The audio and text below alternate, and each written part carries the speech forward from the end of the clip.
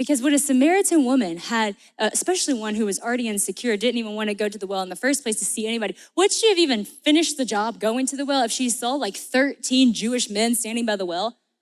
Probably not. She probably would have been, nope, bad time.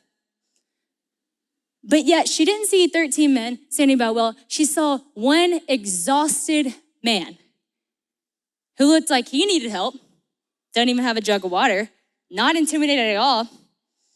All right, I'll go ahead and get my water for today.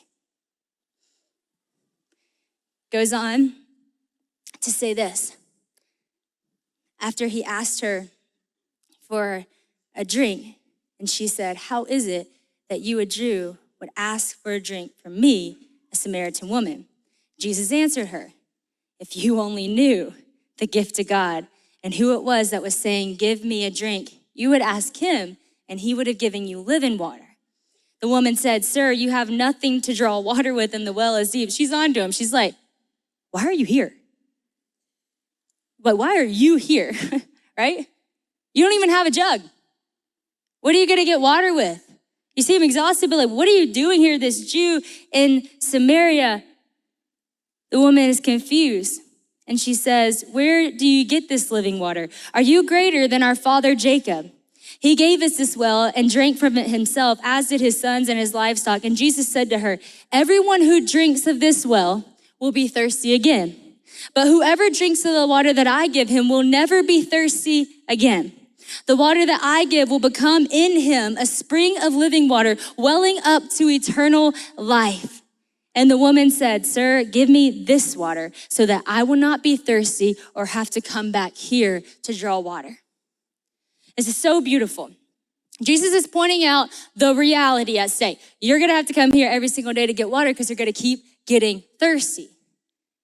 But if you knew who was asking you for water, you would know if you would ask me for a drink, I would give you something better. It would be living water.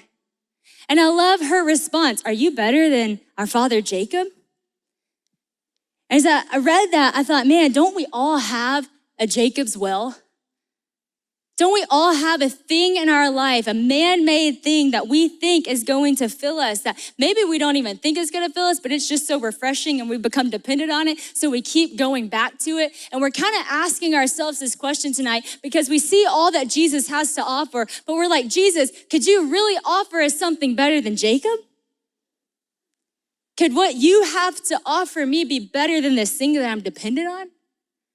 Could what you have to offer me be better than the thing I go to every single day to refresh me? It's not that I even want to go, but I have to go.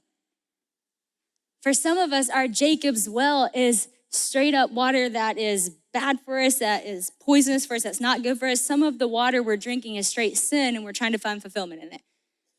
You know, you're going back to Jacob's well, you're going back to pornography, you know, to just satisfy your soul for a second, even though you know, man, it's leaving you empty, it's tearing your soul apart.